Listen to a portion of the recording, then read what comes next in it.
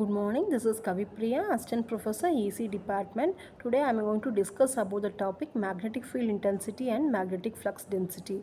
This is from the unit steady magnetic field of the subject electromagnetic field. So first, what is this magnetostatics?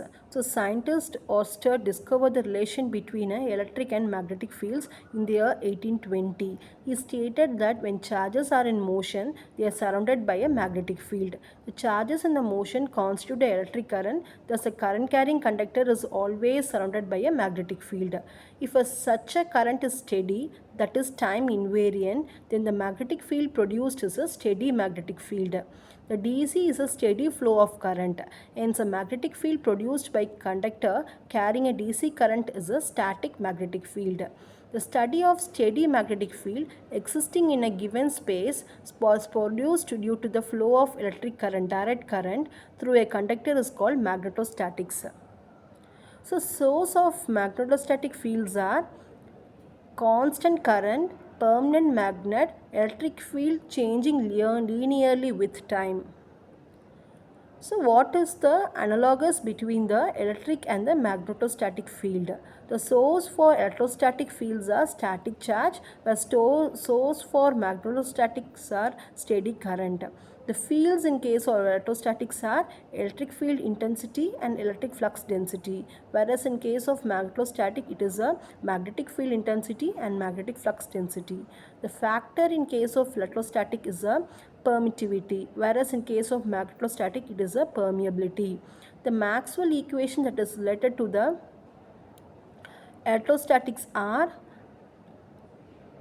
I dot D is equal to rho V and I cross E is equal to 0, whereas in case of this magnetostatics are del dot B is equal to 0 and del dot H is equal to J vector. The scalar with the potential in case of electrostatic is E is equal to minus del V, where in case of magnetostatic it is B is equal to del cross A, where A is a vector potential and V is a scalar potential. Energy density in case of electrostatic is WE is equal to 1 by 2 epsilon E square, whereas in case of magnetostatic it is nothing but 1 by 2 mu H square. Magnetic field and its property. We are considering a permanent magnet which has two poles, north and south pole. The region around the magnet with which the influence of magnet can be experienced is called as a magnetic field. Such a field is represented by imaginary lines around the magnets which are called magnetic lines of force. It was introduced by a person called Michael Faraday. The direction of lines will always from north pole and ends in the south pole. It starts from north and ends in the south. These lines of force we call it as a magnetic lines of force or magnetic flux lines. Hence, every magnetic flux line starts from the north pole, must end at the south pole and complete the path from south to north internal to the magnet. So it is like a closed loop. So magnetic lines of force will start from north and ends in the south as a closed loop.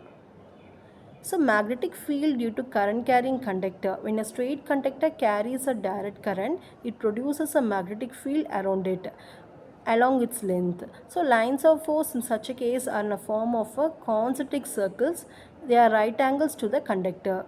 So the direction of magnetic flux can be experienced through the magnetic compass. So the direction of concentric circles around depends on the direction of current through the conductor. As long as the direction of current is constant, the current is time independent. So magnetic lines of force are also constant, static and time independent, giving a steady magnetic field in a space around the conductor. So this is a diagram for magnetic field due to conductor carrying a direct current. So it has so in diagram we have a conductor and current flows to the conductor, and we have this magnetic lines of force. They are at right angles to the conductor. The magnetic field due to the current carrying conductor is given by the Fleming's right hand rule. So the Fleming's right hand rule is used to determine the direction of magnetic field around the conductor which carries a direct current. It states that hold the current carrying conductor in a right hand such that thumb point in a direction of a current and parallel to the conductor, then curl fingers point in a direction of magnetic fields of flux around it. Thus, the magnetic lines of force, magnetic flux is always from a form a closed path and exists in a form of a concentric circles around the current carrying conductor. The total number of magnetic lines of force is called magnetic flux. It is denoted as phi. It is measured in Weber. 1 Weber is 10 power 8 lines of force. So next is the magnetic field intensity. It is a quantitative measure of strongness or weakness of a magnetic field.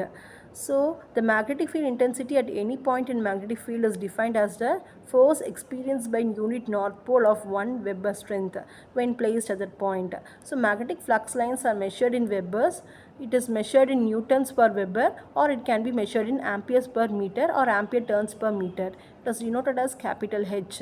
It is a vector quantity. It is similar to electric field intensity in electrostatics. Next is the magnetic flux density, a total magnetic lines of force, magnetic flux crossing a unit area in a plane at right angles to direction of flux. We call it as a magnetic flux density. It is denoted as capital B and it is a vector quantity. It is measured in Weber per square meter, which is also called Tesla. It is similar to electric flux density in electrostatics. And B and H are related by the equation B is equal to mu H, where mu is equal to, we call it as a permeability, mu is equal to mu naught into mu r. For free space, mu r is equal to 1. So this B is equal to mu naught into H. So that's all about the magnetic field intensity and magnetic flux density. Thank you.